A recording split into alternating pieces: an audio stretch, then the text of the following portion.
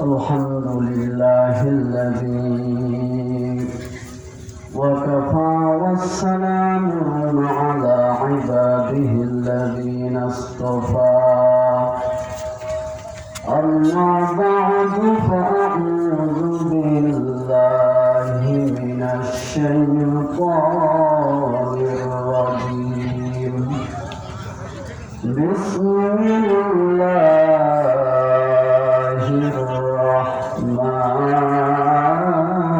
الرحيم يا أيها الذين آمنوا كتب عليكم الصيام كما كتب على الذين من قبلكم لعلكم تتقون صدقت يا رب العالمين আলহামদুলিল্লাহ আমরা সকলে সেই মহান রব্বে কায়নাত দরবারে শুকরিয়া আদায় করেছি যে আল্লাহ রাব্বুল আলামিন দয়া করে মেহেরবানি করে সমস্ত কাজ থেকে ফারেক করে জান্নাতের বাগান কুরআনের মাহফিলে আসার এবং বসার জন্য তৌফিক দান করেছেন। তাই আমরা সকলে পড়ছি আলহামদুলিল্লাহ। আমি আপনাদের সামনে সূরা বাকারা থেকে একটি আয়াত কারিমা তেলাওয়াত করেছি। যেহেতু সামনে রমজান মাস নিকটবর্তী, তাই এই রোজা নিয়ে কিছু আলোচনা করব ইনশাআল্লাহ। আল্লাহ রাব্বুল আলামিন ঈমানদারদেরকে ডাক দিয়ে বলতেছেন, ইয়া আইয়ুহাল্লাযীনা আমানু, হে ঈমানদারগণ, কুতিবা আলাইকুমুস সিয়াম, তোমাদের উপর রোজাকে ফরজ করা হয়েছে। কামা যেমন ভাবে কুতিবা আলাল্লাযীনা মিন ক্বাবলিকুম, তোমাদের পূর্ববর্তীদের উপর ফরজ করা হয়েছিল। কেন ফরজ করা হয়েছিল? কেন রোজা রাখবো? লাআল্লাকুম তাত্তাকুন, যাতে তোমরা মুত্তাকি হয়ে যাও, তোমরা পরহেজগার হও। এই যে আমার মুসলমান ভাইরা, আল্লাহ রাব্বুল আলামিন বললেন, হে ঈমানদারগণ, তোমরা রোজা রাখো যেমনভাবে তোমাদের পূর্ববর্তীদের ফরজ করা হয়েছিল। তোমরা যেন পরহেজগার হয়ে যাও, তাকওয়াবান হয়ে যাও। তাকওয়াবান মানে আল্লাহ রাব্বুল আলামিনকে ভয় করা। যে ব্যক্তি আল্লাহ রাব্বুল আলামিনকে ভয় করে তাকে মুত্তাকি বলা হয়। আল্লাহ রাব্বুল আলামিনকে যে ব্যক্তি অন্তর দিয়ে মনে প্রাণে বিশ্বাস করে ভয় করে, সেই ব্যক্তি রমজান মাস আসার পর রোজা থাকতে পারে না। শুধু না খেয়ে থাকবে এমনটি নাই। 12টি মাসের মধ্যে এই একটি মাস রমজান মাস হল একটি বরকতময় মাস, খুবই বরকতময় মাস। এই রমজান মাসে আমাদের জন্য কিছু শিক্ষণীয় বিষয় আছে। রাসূলুল্লাহ সাল্লাল্লাহু আলাইহি ওয়াসাল্লাম বলেছেন, রোজা হলো ঢাল স্বরূপ। যেমন ভাবে একটি ঢালকে আক্রমণ করা যায়, শত্রুকে আক্রমণ করা যায়, তেমনি ভাবে রোজা হলো একটি ঢাল স্বরূপ। এই জন্য যদি রোজাটা আমরা পরিপূর্ণভাবে রাখতে পারি, তাহলে এটি হবে আমাদের জন্য একটি ঢাল স্বরূপ। রোজা রাখবো শুধু না খেয়ে থাকবো এমনটি নয়। রোজা রাখবো মিথ্যা কথা বলবো এমনটি নয়। রোজা রাখবো অন্যের গীবত করবো এমনটি নয়। রোজা রাখবো মিথ্যা কথা বলব, পূর্বে যত কথা বলেছি এই রমাদান মাস আসার পর আমাদেরকে আল্লাহর কাছে তওবা করতে হবে। রব্বুল আলামিন আগে যত মিথ্যা কথা বলেছি আজ থেকে আর মিথ্যা কথা বলবো না। পূর্বে যত অন্যের গীবত করেছে আজকে রমাদান মাস থেকে শুরু করে যতদিন জীবনে হায়াত পাবো ততদিন কারো গীবত করব না। যতদিন জীবনে হায়াত পাবো ততদিন রমাদান মাস আসবে। প্রত্যেকটি রমাদান মাসে 30টি করে রোজা রাখবো। কোনদিন আর রোজা কাজে করবো না। যতদিন আমার জীবনের হায়াত পাবো রব্বুল আলামিন জীবনের শেষ মুহূর্ত পর্যন্ত এক ওয়াক্ত নামাজ কাজা করবো না, এরকম তওবা করতে হবে। আমরা অনেকেই পূর্বে রোজা রাখিনি দুনিয়াবি কাজের জন্য। অনেকে জিজ্ঞাসা করা হয় যদি হয় রোজা রাখেন না কেন, তখন বলে নদীতে পাথর উঠাইতে হয়, এই পাথর উঠায় তো রোজা রাখা যায় না, অনেক কষ্ট হয়। বলে মাঠে ঘাটে কাজ করতে হয়, এই কাজ করে তো রোজা রাখা যায় না। আপনার আমার প্রতি রব্বুল আলামিন যে রোজাকে ফরজ করেছেন এটা একটি বিধান। আল্লাহ রব্বুল আলামিন বলেন নাই প্রত্যেক একটি করে রাখো, প্রত্যেক মাসে একটি করে রোজা রাখো। আলামিন বলেছেন কোন মাসে তোমরা রোজা রাখো। যদি রোজা রাখি আল্লাহ রব্বুল আলামিনকে ভয় করি, আল্লাহ রব্বুল আলামিনকে ভয় করে আমরা মিথ্যা কথা না বলে অন্যের গীবত না করি, তাহলে আমরা মুত্তাকি হয়ে যাব। মুত্তাকি হলে আপনার আমার জন্য দুনিয়াতেও কোনো চিন্তা নাই, আখিরাতেও কোনো চিন্তা নাই। কারণ আমরা যদি রোজা রাখি, আমরা যদি নামাজ পড়ি, মিথ্যা কথা না বলি, গীবত না করি, এইটা একমাত্র আল্লাহ রব্বুল আলামিনের ভয়ে। আল্লাহ রব্বুল আলামিনের ভয়ে নামাজ পড়লাম, রোজা রাখলাম,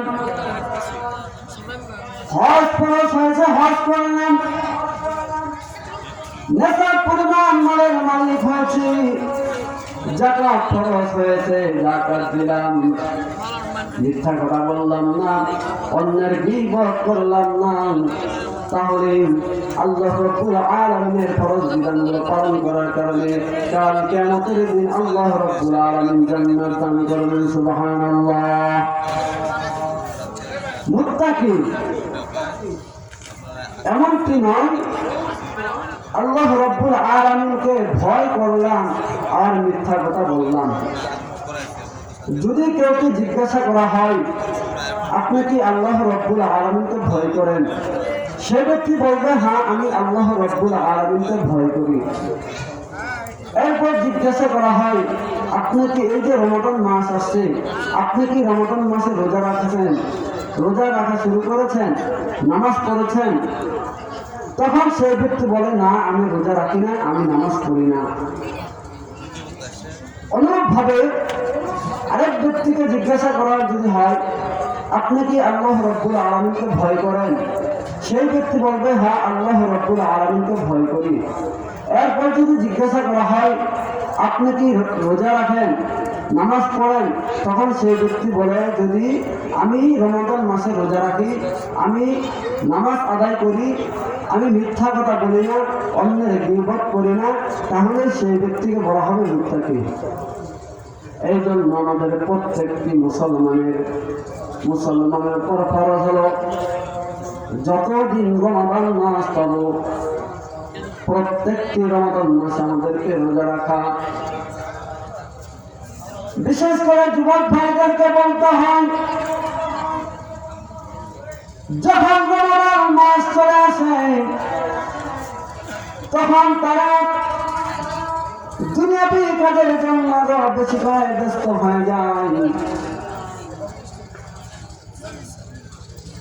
আচ্ছা, রমাদান মাস আসলো, রমাদান মাস আসার পর ধরলাম আল্লাহ না করুন আপনার রমাদান মাসে আপনি রোজা না রাখা অবস্থায় রোজার দিন আপনি মৃত্যুবরণ করলেন, সেদিন আপনি আল্লাহ রাব্বুল আলামিনের কাছে কি জবাব দিবেন? সেদিন আপনি আল্লাহ রাব্বুল আলামিনের কাছে জবাবদিহি করতে পারবেন না। আপনি যদি রমাদান মাসে গুনাহ করতে করতে যদি আপনি ইন্তেকাল করেন, তাহলে আপনি আল্লাহ রাব্বুল আলামিনের কাছে আপনি জবাবদিহি করতে পারবেন না।